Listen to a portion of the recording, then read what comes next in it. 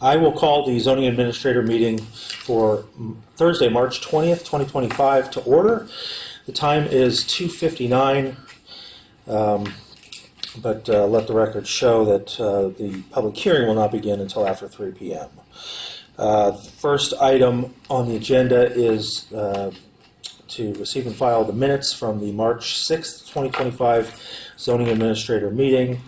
I've reviewed the minutes and I do not have any modifications to that, so I will move to receive and file those. Oral and written communications. Looking around the room, I do not see anybody that is not here or is here for an item that's not on the public hearing agenda. But just to confirm for the record, if there's anybody here that would like to speak, if they do show up later, we'll hear their oral communications at that time. Have there been any written communications other than the project-specific ones that we've received? Yes, sir. Okay. All right. We'll move on to Section 4, public hearings. The public hearing process includes a staff presentation and a presentation by the applicant not to exceed 10 minutes, and public testimony not to exceed 3 minutes per speaker. Following closure of the public hearing, the zoning administrator will respond to questions raised during the hearing, discuss the issues, and act upon the matter by motion. We have one public hearing today, and that is a continued public hearing for 107 West Avenida, Cadiz. And it appears like Ms. Gatney is our project planner on this. Please take it away. All right. Hello, I'm Jessica Gatney, planner, assistant planner in the planning division. I'm here with the property owners, Steve and Diana Patagna, for the presentation on public hearing project 24-576 for the Patagna addition, a request for development permit 25042 to allow a 182 square foot addition to the property adjacent to a historic resource. Also for consideration, a minor exception permit 25-063 to allow an existing overheight patio wall with a guardrail within the front yard setback. The home is located at 107 West Avenida, Cadiz, built in 1974 and is zoned residential low.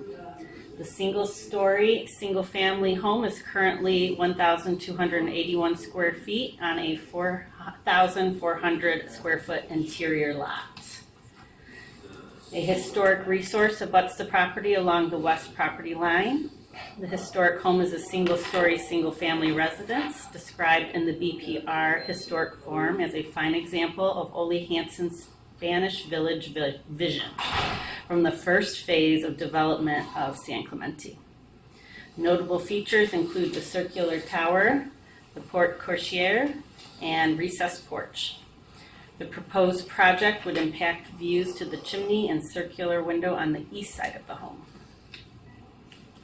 The 182 square foot addition will reposition the entryway approximately 18 feet toward the front of the property and will also feature a 50 square foot covered porch. The structure is outside of the required setbacks and is under the height limit of the zone. The project also includes an interior renovation of the front area of the home, including the kitchen, living, and a new dining area.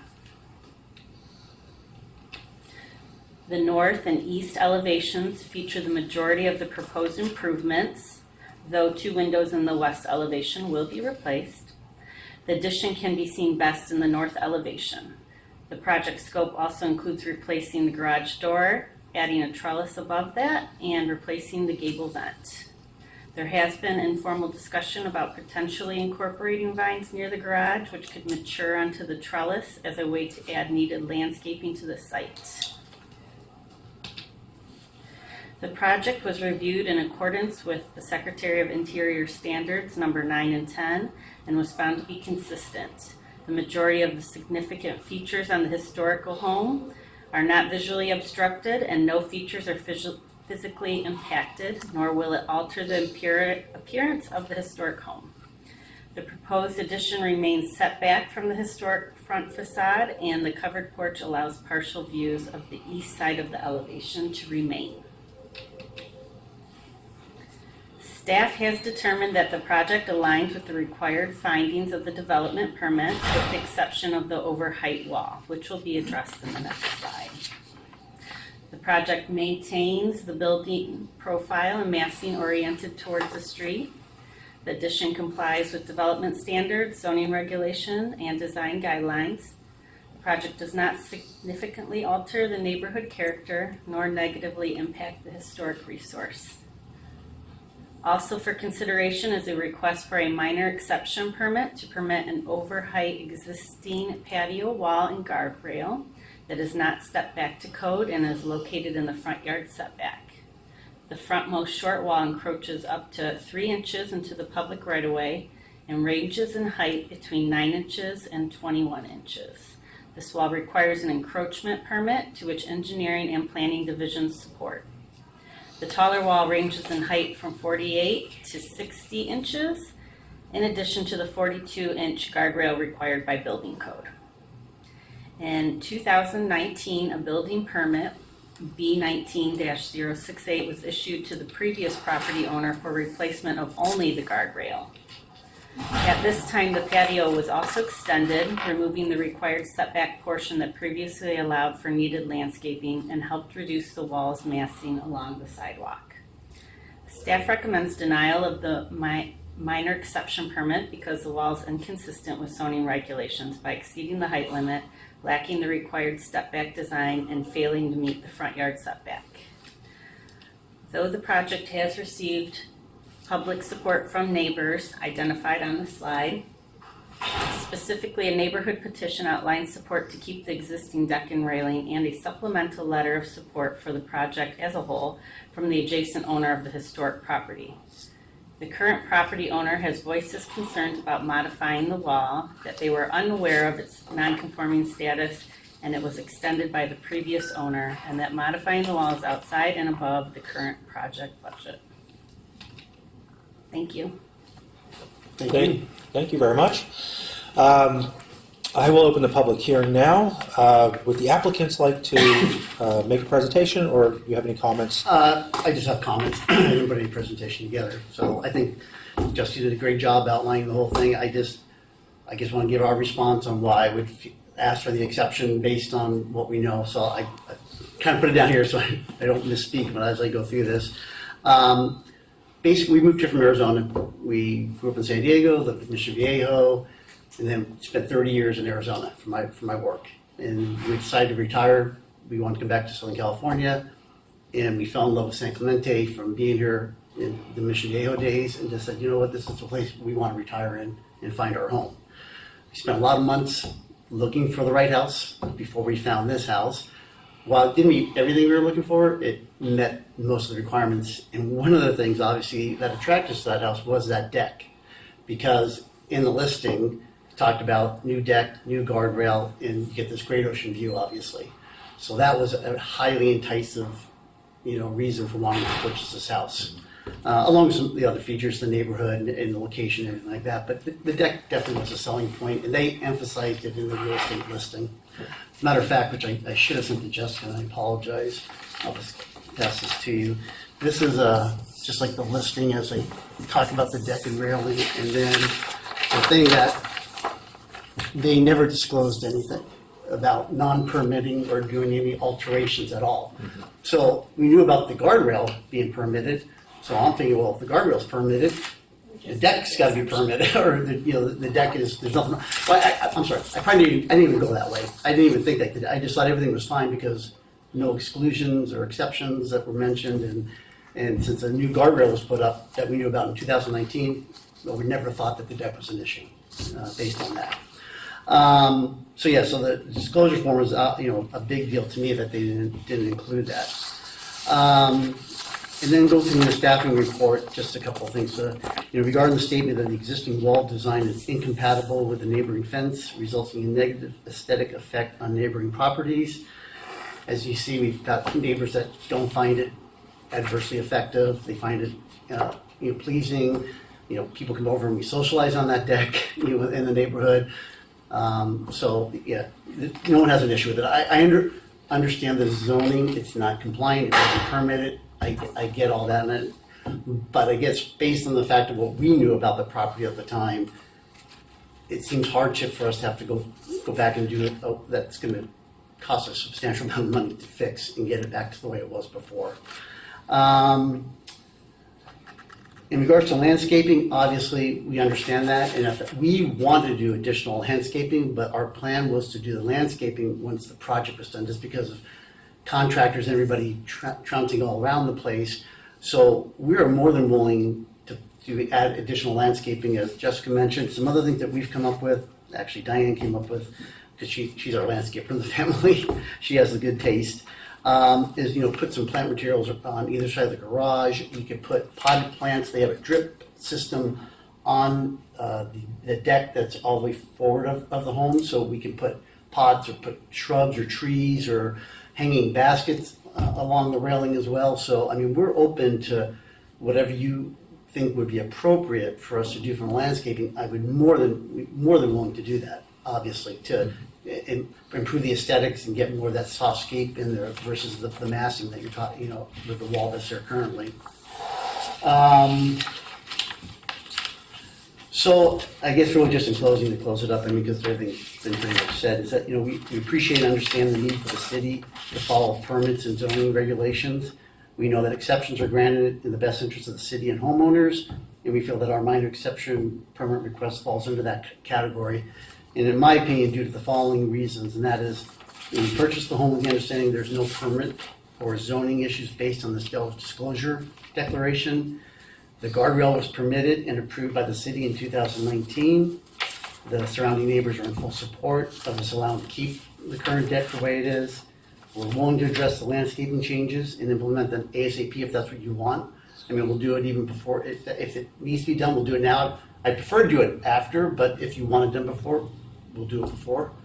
I have a preliminary estimate, to get that change back. I've been talking to Jed Hunter of Hunter Construction. We're interviewing them to be the ones that will do our project. So I called him and asked him, I said, what would this cost, do you think? Because it's going to be tens of thousands of dollars. And he gave me a verbal, and he goes, it's not official, but he gave me a number of $50,000 to do that, which I'm blown away by how much that would be if that's really the case. We would have to get other estimates. That was a verbal one from him, just him verbally looking. Time to get enough. He just came by and looked at it really quickly, kind of sized it up and said, that's what I think. So that's, I thank you for hearing us out today and for your consideration on granting us hopefully the minor exception. Thank you very much. I'll go ahead and open the public hearing. I just started. All right, then I will disclose. I did drive by the property this week and got a sense of the context of the project. Let's see, I've got a few questions. Yes.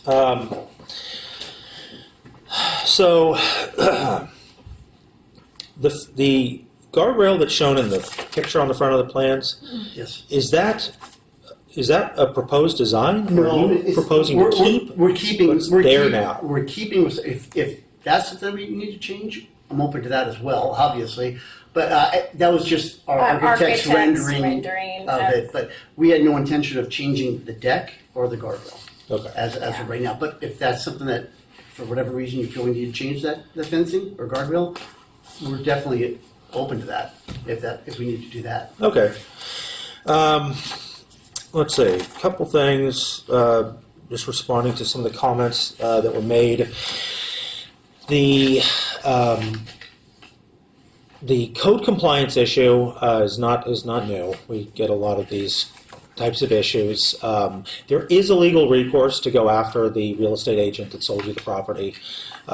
There's imputed knowledge between them and the sellers as far as what occurred. That doesn't always mean that the sellers thought there was a violation, because little features like this tend to seem insignificant and don't always make somebody understand that there is a permit process to that. With that said, if this project is to legalize what is there now, then I'm assuming a building permit is going to be required to substantiate the fact that the people who are on the deck will be safe in that location. Sure. So there may be some investigation Okay. that would be required to do that. Sure. Looking at these pictures, the stepping back of what it looked like before, I will say is relatively minor. What does strike me though is the railing is much more pronounced now that all of that landscaping in front of it is gone, which actually says a lot because you can see the historic property much more from this particular vantage point with that landscaping gone. Right. I will say when I did drive by the property, don't take this as an insult, but Sure. nobody's going to be looking at your property. The historic home is Agreed. an absolute gem, No, right? no offense taken, by the But way. one of the like really focal aesthetic parts of your property that draw focus is that railing. I did review all of the public comments that were submitted in support of this. It clearly has not been an issue for years because we definitely would have heard about this either during construction or afterwards if there was an issue. One of the things that I liked was that on the historic property there's a wooden fence that blocks a lot of that view, and so you're really just talking about your property here. I do appreciate staff's assessment of the situation. By the tenets of the code, I completely understand their position, but I'm not as inclined to be so hard and fast with the potential historic impacts for most of the reasons that I just listed.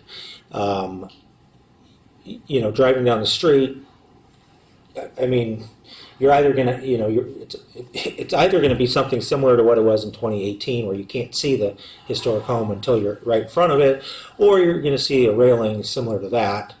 What I think would be a good addition is if there's some of the landscaping that's in the front could be turned into a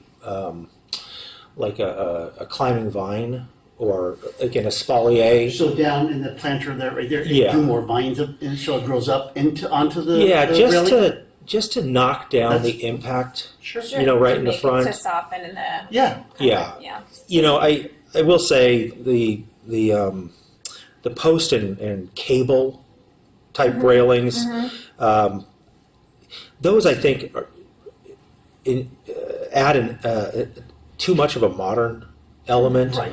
right next to historic Right. homes. The design of your home is a much more ranch, wood finish to Yes. it. That looks like what you're maintaining here, and so Correct. that deck actually makes a bit more sense. So I do appreciate that that the only comments that we received were contesting staff and not your actual project. As much as we like to get support, we are working within a number of policy documents, and so I can understand that. But I do appreciate you getting this information, and I do want to reflect for the record that Esther Pagan Yes. is Pagan. the owner of the historic home, and Yes, she has submitted a letter. At this point, there's two aspects to the protection of historic homes as far as the city's goals are concerned. One is that, and this is an overarching goal, we typically want to shy away from projects that dramatically affect neighboring properties. Yes. But when it comes to historic homes, the goal is to not have neighboring properties development diminish the public's enjoyment of those resources. And as we were discussing before, the landscaping that was there before basically obliterates the view.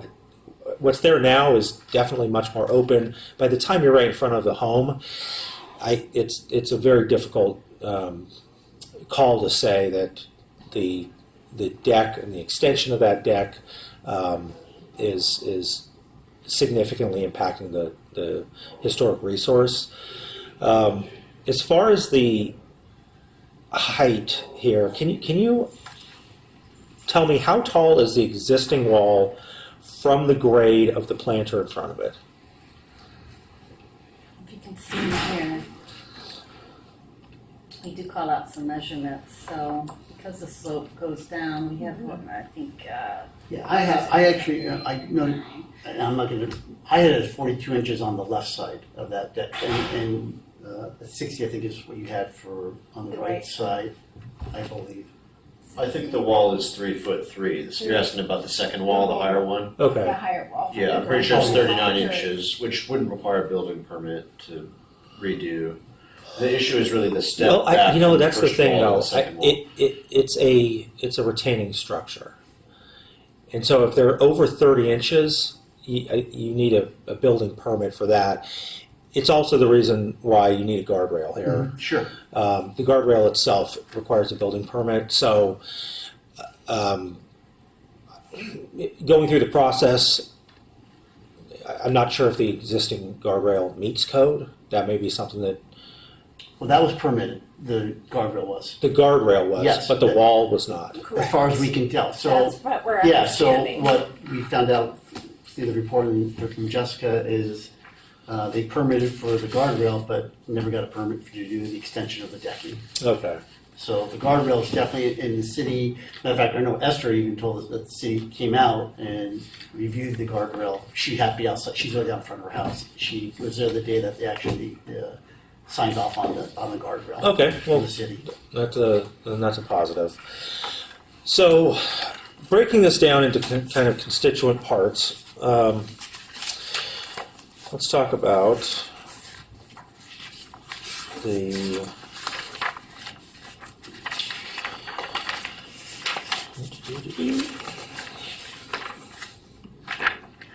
all right. The development permit 25-042.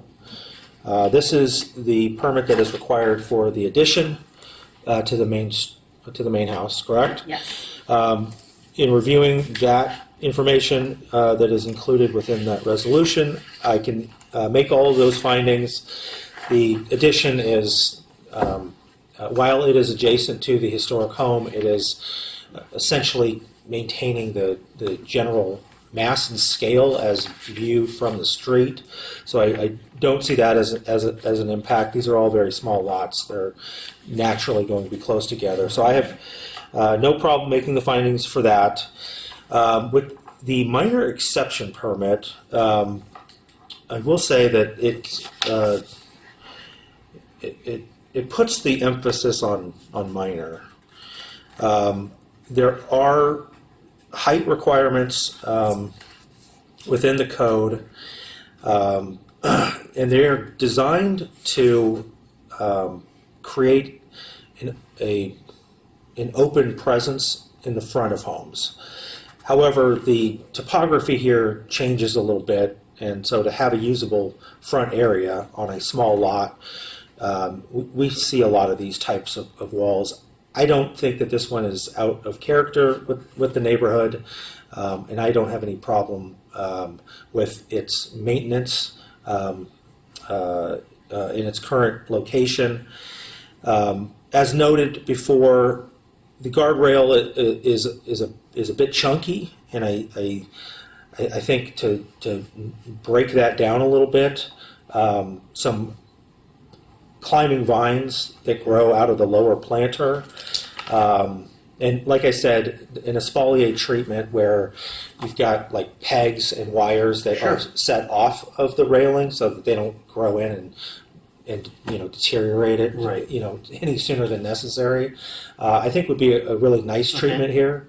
I would really not like to see anything growing above the existing guardrail because then Okay. you are going to start affecting the view of the historic Okay. home as you're driving Okay. down the street. That's fine. Yeah, If we we're we good do with that. anything, we could put some potted on where those strips are, and there'll be little So bushes that will we'll- not go above Yeah. the railing. Drooping If we plants just so if it as could add a little softness to the. Exactly. front. Yeah. Yeah. So we could definitely. That's something we were thinking about doing anyway Yeah. originally. So Let me make sure I'm covering all this. All right. Oh, landscaping is required, okay.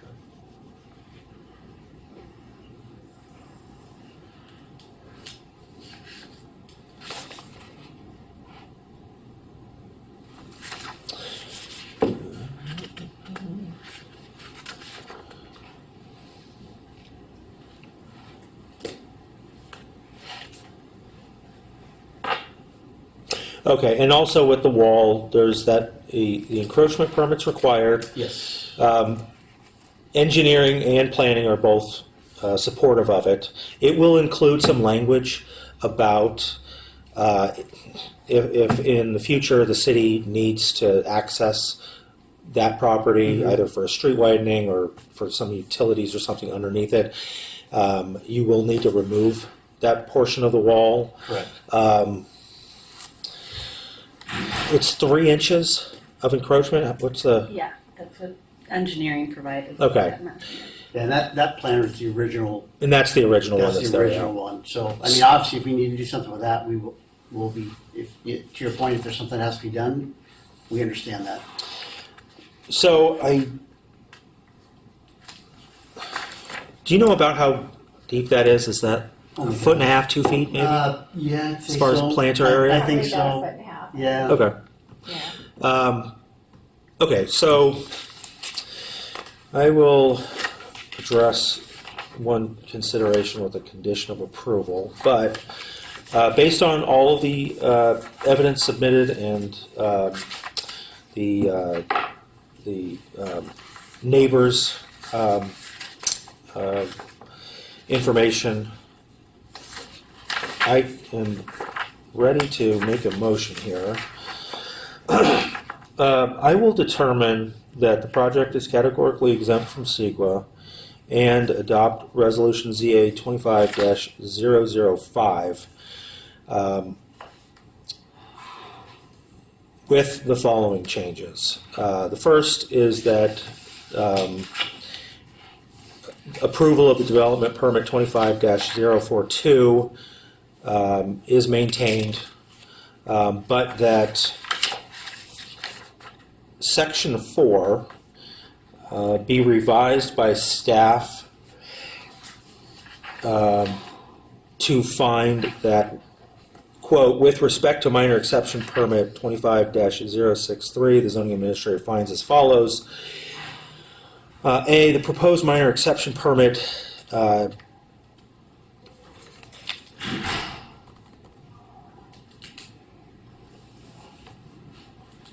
is in keeping with the general appearance and character of the neighborhood, with a revision to item 1 to specify the rationale for that. B, the requested minor exception will not interfere with the purpose of the zone or the standards, with item 1 being revised for the rationale for that.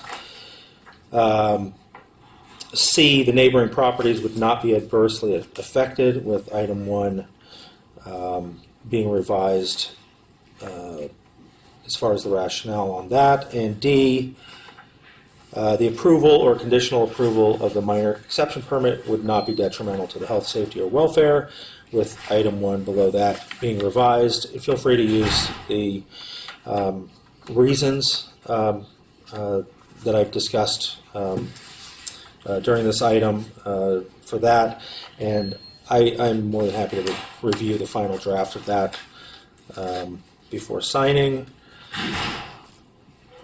And then within the conditions,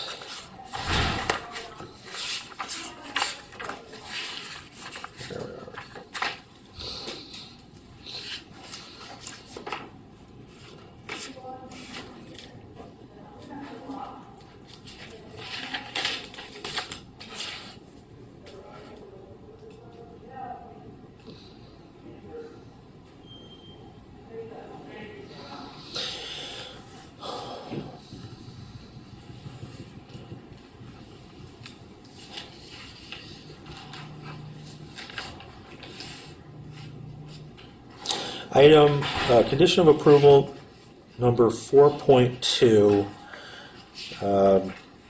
shall be replaced in its entirety to state that the applicant shall install and maintain climbing vines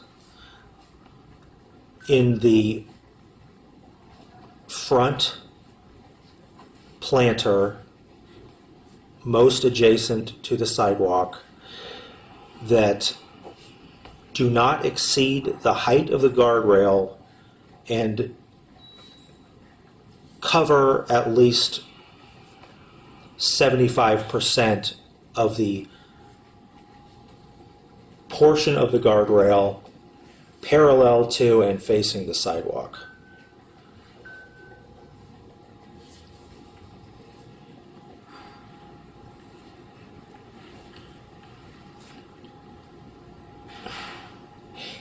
And as an aside to that, would there be a way, do you have enough property that the vines could come around the right side Along my driveway. along the historic? Along the historic side. You don't want them, you want us to put them, I'm sorry, If that's possible, I'm not sure she would want that.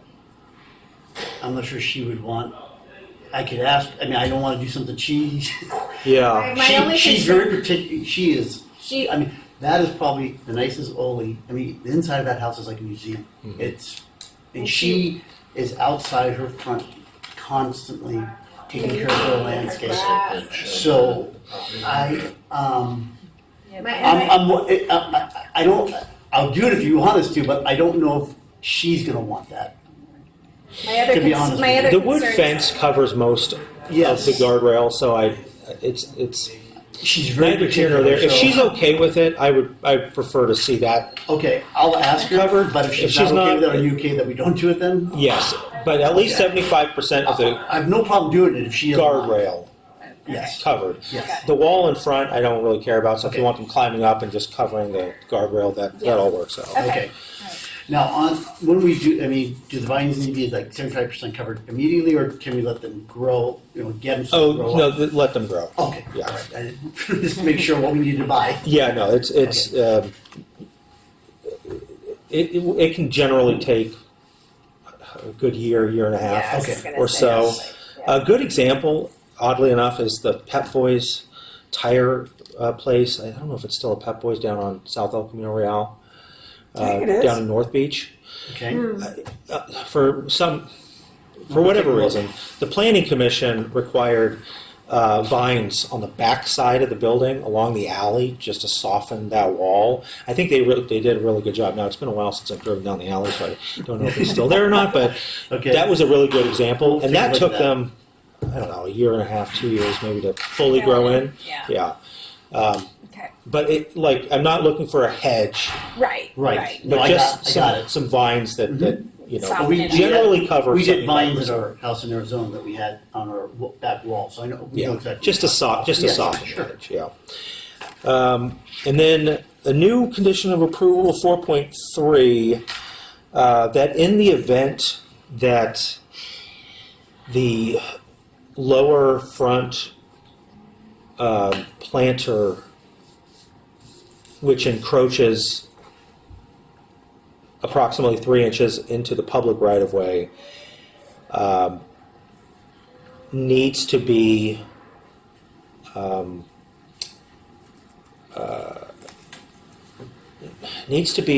reduced or removed from the public right-of-way, that the applicants will be required to maintain the climbing vines in some fashion. Sure. All right.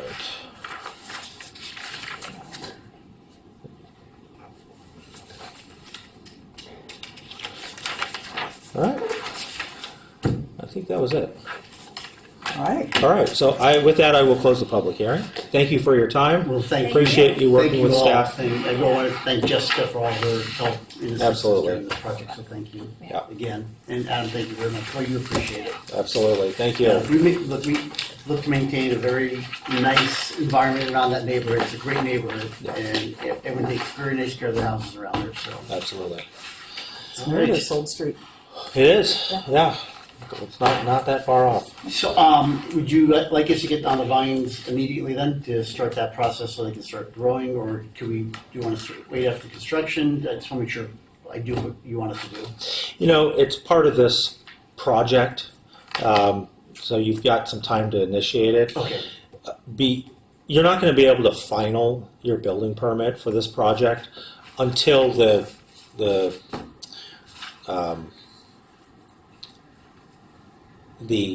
I'll call the landscaping is in place. Okay. Meaning you've got like some type of structure. There's some